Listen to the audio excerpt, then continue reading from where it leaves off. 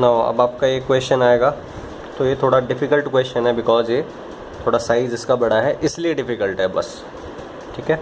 Now देखते हैं क्या कर सकते हैं इसमें।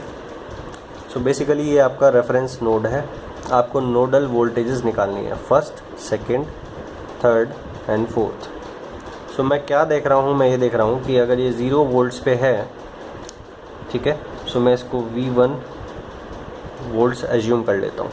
नाउ अगर ये V1 है, यहाँ से ये मुझे आइडियल वोल्टेज सोर्स दिखाई दिया 2 नोड्स के बीच में, दैट मीन्स ये V1 पोटेंशियल है, तो ये V1 plus two minus drop हुआ 20 का, दैट मीन्स ये कितना होगा V1 माइनस 20, ठीक है।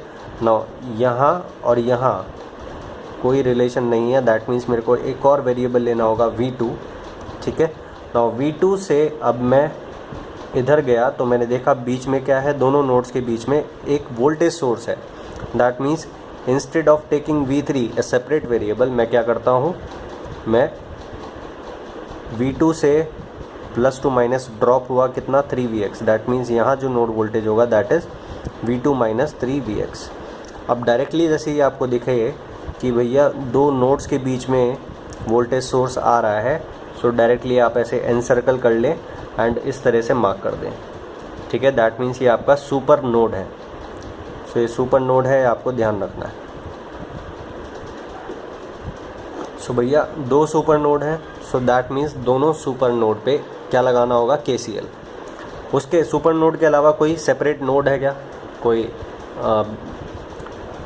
So first and second node super node बना रहा है, third and fourth super node बना रहा है, उसके अलावा कोई नोड नहीं है, दैट मीन्स सारी नोड्स कवर हो गई।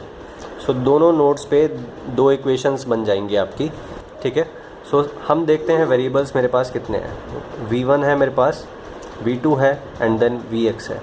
सो 3 वेरिएबल्स हैं, 3 इक्वेशन बनानी होंगी, 2 इक्वेशन 2 सुपर नोड से मिल जाएंगी। सो पहले चलो वही बना के देखते हैं। सो यहाँ मैंने आउटगोइंग करंट एज्यूम कर ली, यहाँ ये इनकमिंग करंट है सुपर नोड में, यहाँ मैं आउटगोइंग एज्यूम करूँगा एंड फिर से मैं यहाँ आउटगोइंग एज्यूम करूँगा, ठीक है।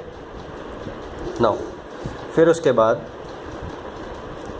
अब यहाँ फिर मैं आउटगोइंग एज्यूम करूँगा, यहाँ भी आउटगोइंग एज्यूम करूँगा, यहाँ भी आउटगोइंग एज्यूम करूँगा, ठीक है।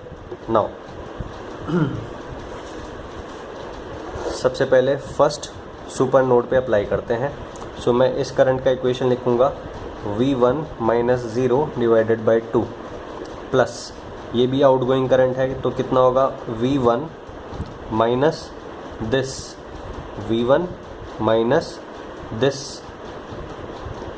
V2 minus 3Vx divided by resistance that is 3, ठीक है।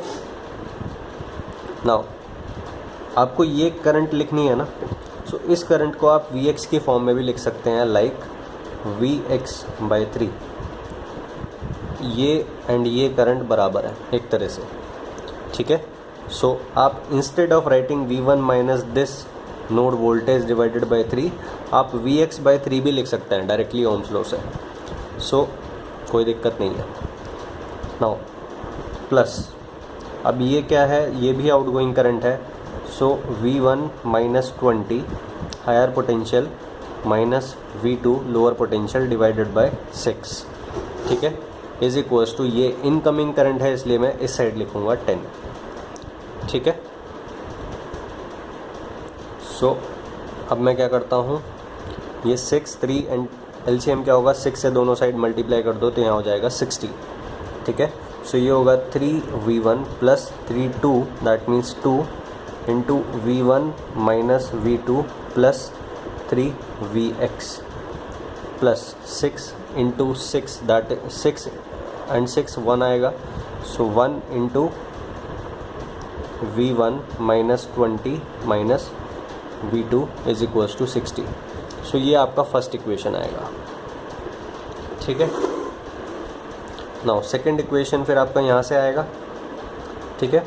So basically first equation second equation में नहीं लिखता हूँ, सो सेकंड इक्वेशन भी ऐसे ही आ जाएगा।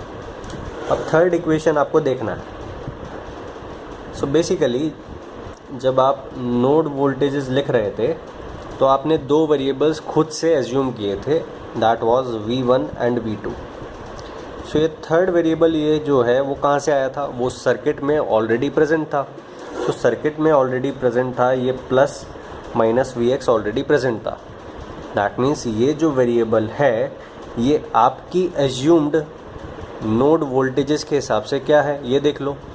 सो Vx is equals to V plus minus V minus, V plus minus V minus. Plus means ये प्लस कौन सी नोड है, ये वाली नोड है, दैट मीन्स V1 माइनस।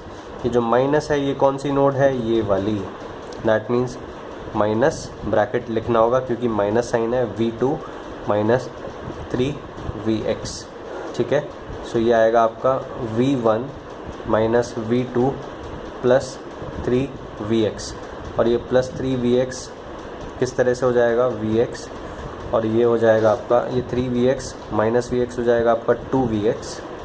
ठीक है, that means 2Vx is equals to V1 minus is equals to V2 minus V1। So basically जो वेरिएबल ऑलरेडी क्वेश्चन में था, ठीक है, आपने दो वेरिएबल्स खुद से लिए। ठीक है, एक वेरिएबल खुद से था इसलिए तीन वेरिएबल्स हुए।